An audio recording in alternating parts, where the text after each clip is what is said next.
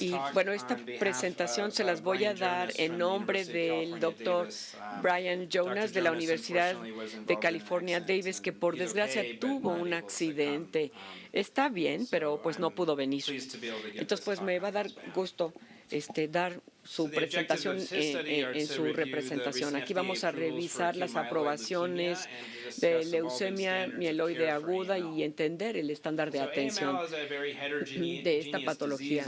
Esta patología es muy heterogénea. La edad media de diagnóstico es de 67, es raro en los niños, y más o menos hay 21,000 casos. Desgraciadamente, muchos pacientes van a morir. Es una expansión mieloide de las células inmaduras que pues tiene síntomas en donde la médula ósea es reemplazada por células de leucemia. Puede haber hematomas, infecciones por neutropenia o anemia, y por desgracia el EMA se asocia a altas tasas de recaída.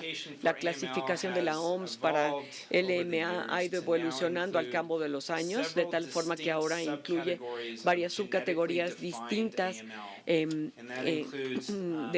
LMA, que incluye las leucemias con el factor de unión con traslocaciones de los genes 821 o inversiones de los cromosomas 16.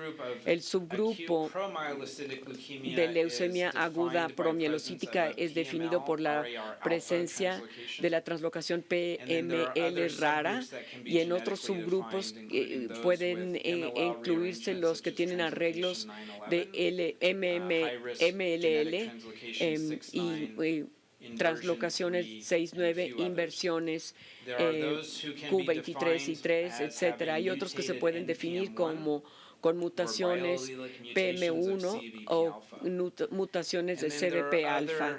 Hay otros grupos que todavía tienen que definirse genéticamente, que son los que se llaman como LMA no especificados, y los que se pueden clasificar por los patólogos con una morfología poco diferenciada o diferenciada, que parece como mielocítica o eritrocítica aguda mieloblástica. La heterogeneidad de LMA se demuestra aquí. Esta es una graficación que nos muestra que la coincidencia de las diferentes mutaciones en pacientes con LMA. Pueden ver que hay varios tipos de mutaciones comunes que incluyen FLT3, que de hecho es la más común, y vemos esta frecuencia que es como del 30%. Las mutaciones NPM1, que también se encuentran como en 30% de los pacientes, y otra mutación común que incluye DNMT3. Y bueno, lo que esta línea nos muestra es la coincidencia de ciertas mutaciones. Por ejemplo, las mutaciones FLT3 pueden estar presentes junto con NPM1 o DNMT3A o alguna otra. Esto quiere decir que todos los pacientes con LMA que vemos están presentes a nivel genético porque representan diferentes combinaciones de mutaciones. Y bueno, pues todavía el campo está tratando de determinar cómo separar a estos pacientes en base a su característica genética de la enfermedad. Estamos tratando de detectar pues terapias que sean especiales para su forma de LMA. El grupo de leucemia europeo hace casi 10 años ideó un esquema de clasificación para el riesgo que incluía desglosar a los pacientes entre favorables, dos subtipos de riesgo intermedio y luego el riesgo adverso en base a su definición genética patológica. Las leucemias que se unen al factor nuclear, por supuesto, se consideran favorables. Las que tienen NPM1 sin FLT3 y los que tienen las mutaciones bialélicas de CBP-MP.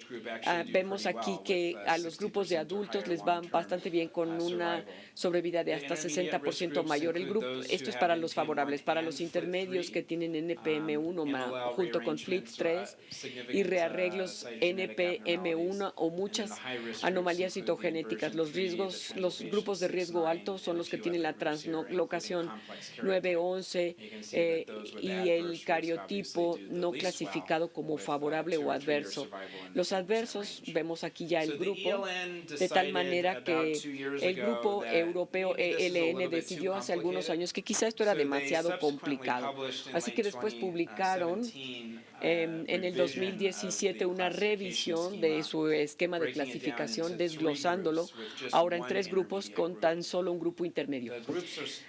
Los grupos básicamente son los mismos, pero el grupo intermedio como que se colapsó de las dos, el intermedio inicial y el intermedio posterior de la clasificación anterior. Ahora hay mutaciones que entendemos mejor, que incluyen, por ejemplo, SXL1 y P53 mutado. Entonces, el algoritmo general de tratamiento para LMA empieza con la edad. Entonces, aquellos pacientes jóvenes, o sea, de menos de 60 a 65, pues los consideramos buenos candidatos para quimioterapia estándar o de inducción. Y esto típicamente va a ser lo que llamamos 7+3, 7 días de citarabina más 3 días de alguna antraciclina, utilizando estratificación de riesgo con perfilado génico. Podemos definir si el riesgo es bueno y ahí continuaríamos con quimioterapia. Si su riesgo es intermedio, podríamos decidir entre consolidación de quimioterapia o trasplante halogénico. Ahora, para los pacientes mayores que tienen comorbilidades que les impiden tolerar la quimioterapia de inducción, bueno, en general necesitamos considerar un tratamiento de más baja intensidad con agentes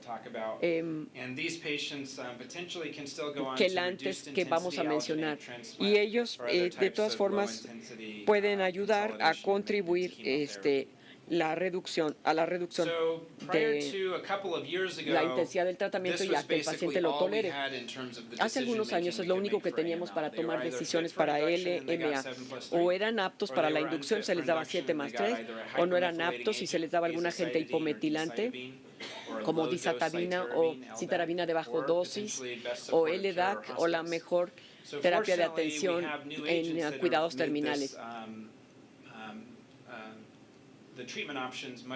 Las opciones terapéuticas pues son ahora mucho más específicas para los pacientes. Vamos a hablar de los nuevos agentes para enfermedad refractaria y con recaídas. Lo único que podíamos decidir para los que eran aptos para una terapia intensa o algún otro esquema terapéutico que incluía FLAG, con o sin hidarubicina, MEC que incluye citarabina de alta dosis o un esquema basado en clofarabina, o aquellos que eran, o cladribina, aquellos que eran no aptos para el esquema intenso, pues se les daba HMA y LDAC. Ahora, los que tenían FLT3 se les agregó azacitidina o sorafenib, pero nunca ha habido aprobación realmente de aprobación para sorafenib. El esquema de tratamiento ha sido de 7+3, que se estableció hace casi 40 años. Y por muchos años no hubo ningún nuevo tratamiento disponible, pero en los últimos 2 años hemos tenido varios fármacos aprobados para LMA en diferentes subtipos.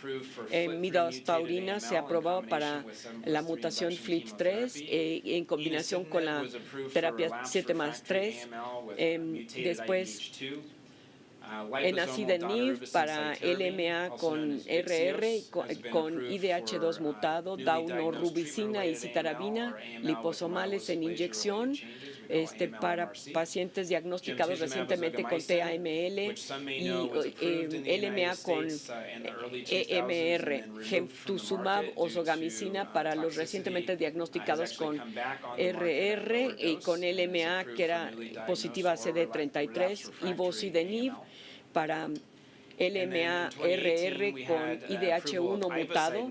Después, ivosidenib era para otras mutaciones de IDH1. Venetoclax, que se aprobó en combinación con azacitidina o citarabina de baja dosis para pacientes mayores o para aquellos que no eran aptos para tratamiento convencional.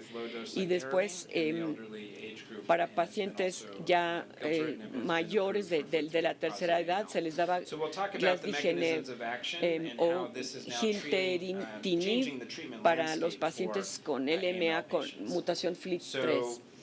Y bueno, pues entonces ahora vamos a hablar de gemtuzumab o Mylotarg, que es un anticuerpo monoclonal CD3 conjugado a la misma toxina que les mencioné antes, que se llama coregiomicina. CD33 es un buen blanco porque se encuentra presente en gran parte de la superficie. La calichamicina, como les dije, entra al núcleo y daña el ADN. Y provoca la apoptosis celular. Hay un estudio que comparó 7+3 administrado como 60 miligramos por metro cuadrado de daunorubicina y infusión continua de citarabina por 7 días y luego medición con gemtuzumab dado a una dosis más baja, que se estudió originalmente en diferentes días de la terapia 1, 4 y 7 de la inducción. Este es un estudio relativamente grande.